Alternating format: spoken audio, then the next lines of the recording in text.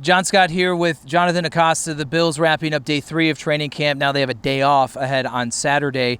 And let's start with the offense because, number one, Josh Allen, for the most part, absolutely dialed in. It was the best performance we've seen from the unit overall across the 3 days. They've kind of been stacking. The red zone was not their best to start. Then as the field has opened up and expanded with the situations they're working on, the offense has been far, far greater. And the wide receivers, there's different ones that are standing out. To me, I'm noticing a lot of Elijah Moore, especially the route running. That guy, in terms of separation, whether it's 1-on-1, 7-on-7, 11-on-11, that guy just absolutely gets open. And it's a lot of what made me really fall in love with him in the draft process. It's a lot of why he was drafted and had high expectations with the Jets. A lot of why you're really scratching your head why quarterbacks notwithstanding, you're wondering why it didn't work with the Jets and even the Browns, and maybe why you're hopeful with the MVP thrown in the football. Maybe we finally see the best version of him yet. It's even something you sort of notice in those individual drills where they have kind of like the upside-down U-shaped, I don't even know what to call it, but you see him going through those drills, and obviously Khalil Shakir stands out as sort of that short, shifty guy, but after him you sort of notice Elijah Moore, even the explosiveness just in those drills, and then you see it translate to the 7-on-7, 11-on-11s. I think Bills fans will be happy to hear that in terms of positive guys that we're seeing here at camp. There's Elijah Moore, also Josh Palmer, making plays in different types of situations. 7-on-7, a nice pass, I think, down the sideline. 11-on-11, deep crosser. And then on 1-on-1 drills, I think his best play, lined up against Max Hairston, gets good positioning on him and then beats him back shoulder. A nice throw, obviously, from Allen, who you mentioned. Allen, pinpoint accuracy, not just on the easy passes, but into the tight windows today also. But Josh Palmer, to me, is someone who's been standing out, which I think is good news for this Bills offense. Yeah, it's encouraging. The two names we're mentioning are the two newest receivers, building rapport, making plays instantly out the gate. We'll see how it translates once the pads come on because, obviously, we know they're supposed to be man beaters. We know route running is supposed to be both of their specialties, but when you can get hands on them, that's when things get a little different. Also offensively, let's talk about the tight end position because Dawson Knox remains out on the sideline. I've seen him working with the training staff, slowly starting to ramp up. They're going to be cautious with Knox. For sure. Kincaid has made some plays. There's been some plays that we've seen on the boundaries connecting with Josh Allen, but it's a previous training camp darling who once again is grabbing hold of the opportunities given to him early here in camp and really standing out, and that's Zach Davidson. Zach Davidson, like you mentioned, a camp darling from last year. And we sort of talk about, we'll get to the defense in a little bit, how some of the size up front stands out.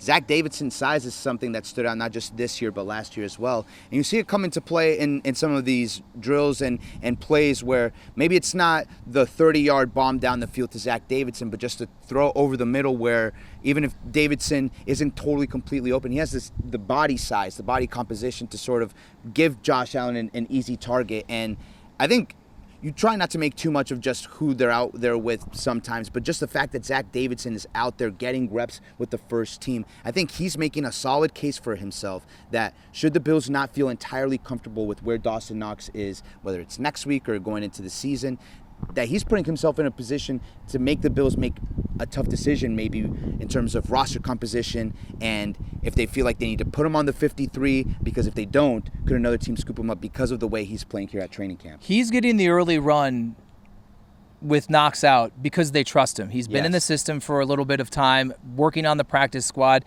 He knows the offense, and you're seeing that level of comfort and the rapport that he has with Josh Allen, even though he's really not working with Josh a whole heck of a lot. But it's going to take a lot to me for him to beat out a guy like Jackson Hawes, who's a 5th-round pick. This team highly values their draft picks, and they're not going to cut bait with someone this early. Even if Davidson continues to flash like this, the gap is going to have to be pretty big. And Hawes is also, though, going to have to do his part and develop. Well, and the other aspect of this is that a lot of what stands out to us right now is in the passing game because the pads aren't on. Jackson Hawes wasn't brought into this team because of his prolificness in terms of catching the ball. He was really brought here sort of in that Quentin Morris role as that third blocking tight end. So we're seeing the value that Zach Davidson provides right now in the passing game, but once the pads come on, maybe you start to see a little bit more of what Haas brings to the table. Really, the onus might be on Davidson to show that for as productive he is catching passes from Josh Allen, that he can step up and be the sort of blocker that this team needs at that position. We expect the pads, we don't know the exact day, but they'll come on early next week as we enter this second little phase of training camp. Only other note I'll have on the offense is right tackle continues to be a rotation between Tylen Grable and Ryan Vandemark, with Spencer Brown still out.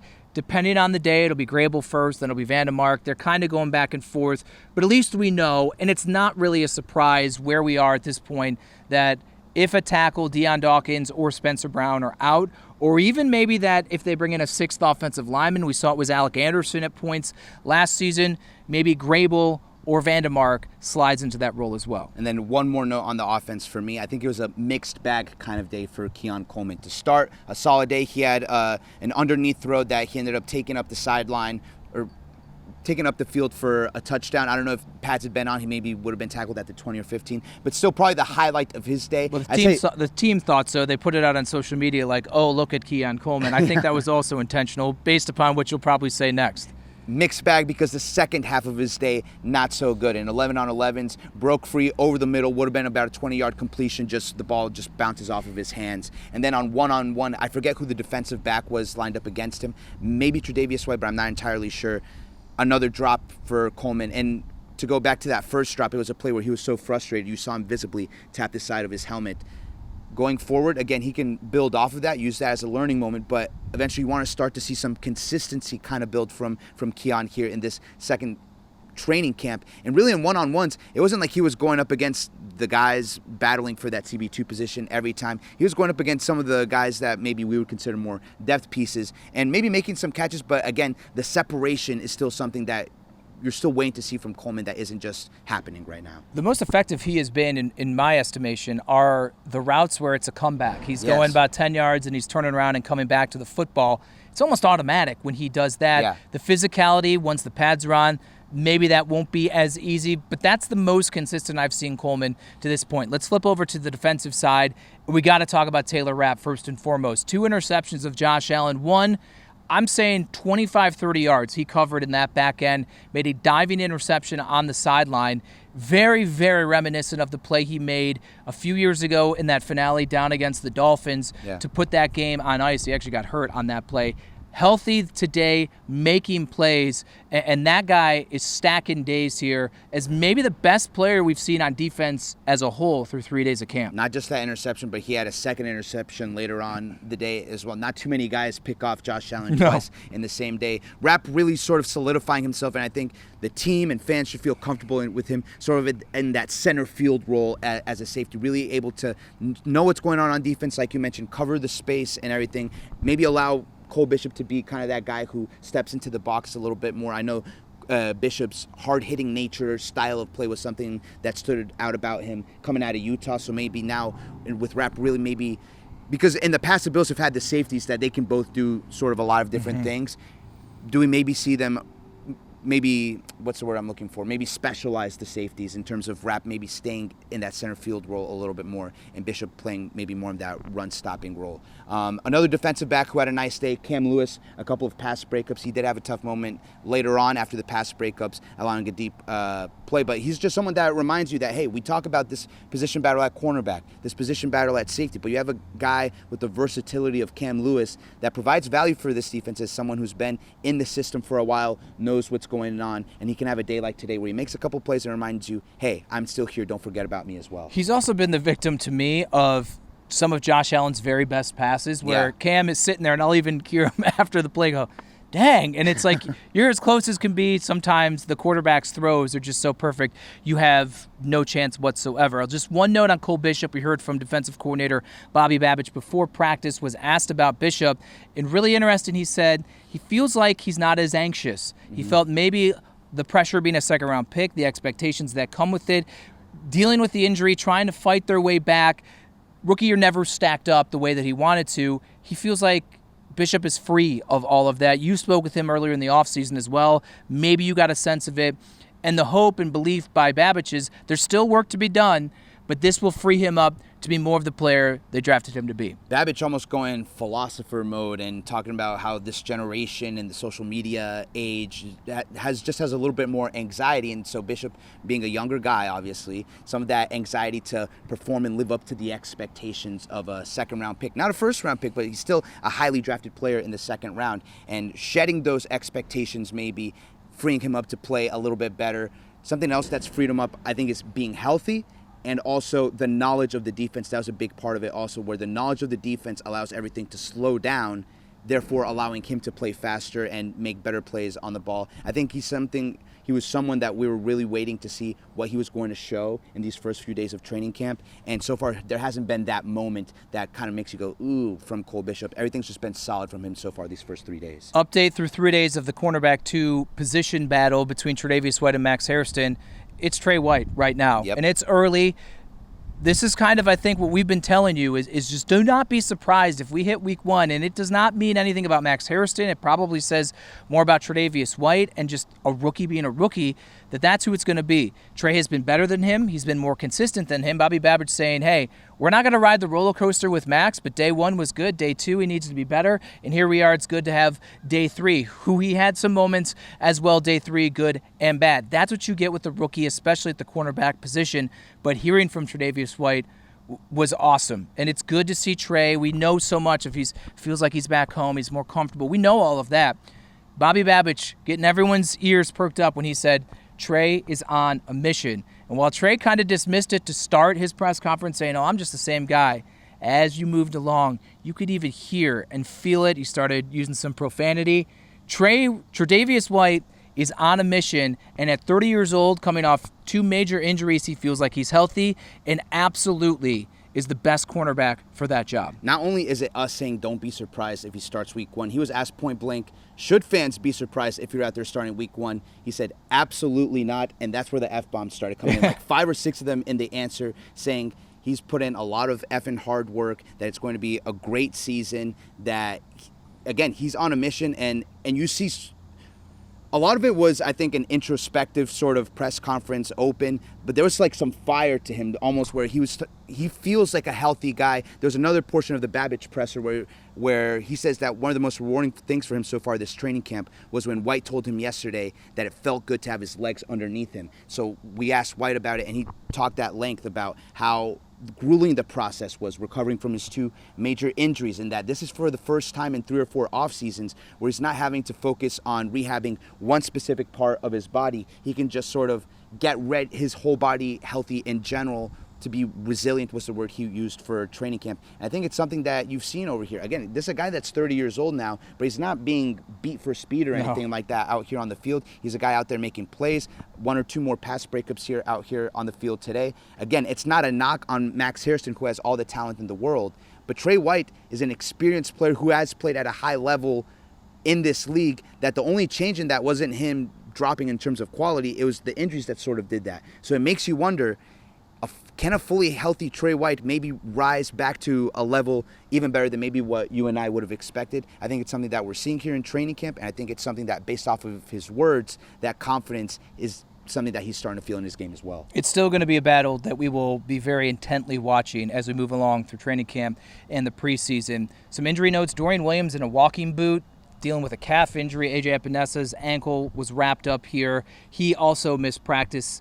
Still no, as I said, Spencer Brown or Laviska Shenault as well. And on that note with Laviska Shenault, just one of the interesting things that you get to see in camp is even the guys that aren't out there on the field or making the big plays, you get to kind of see their interactions and every little step that they take. I think it's interesting and a good insight. Laviska Shenault obviously not practicing, but you saw him during special teams reps. I caught him sort of chatting a little bit with Sean McDermott and everything, and then after the chat, McDermott kind of walks away a little bit, and then Shenault, you see him, Brandon Codrington is about 10-15 yards away, practicing fielding punt returns, and Shenault is sort of making the movements with him and taking those mental reps. That's the best way for a player like him, who needs to be on the field in order to really make an impact and state his case to be on this roster. All he really can do is take those mental reps, so taking them to the best of his ability, not just standing there and watching, but physically kind of sort of going into the motions, I think was something that was cool for me to see. Especially for a guy who doesn't return punts, and that's something that if he's going to make this team, he is going to have to do. On the defensive line,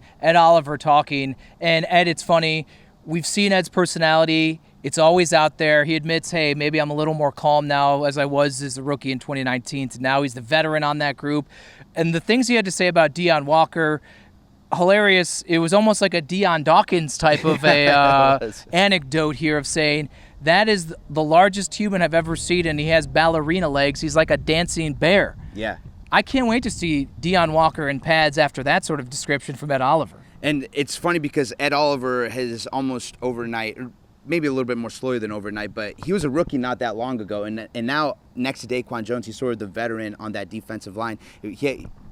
Again, a very funny press conference. He said that there's one guy that consistently reminds me how old I am. It's TJ Sanders. He never passes up an opportunity to remind me how old I am. And it sort of puts it into perspective a little bit, because here you have this duo of Ed Oliver and Daquan Jones, and based on the way they're splitting the reps, it looks like that's going to be the two guys playing next to each other, alongside each other for a majority of the first team reps.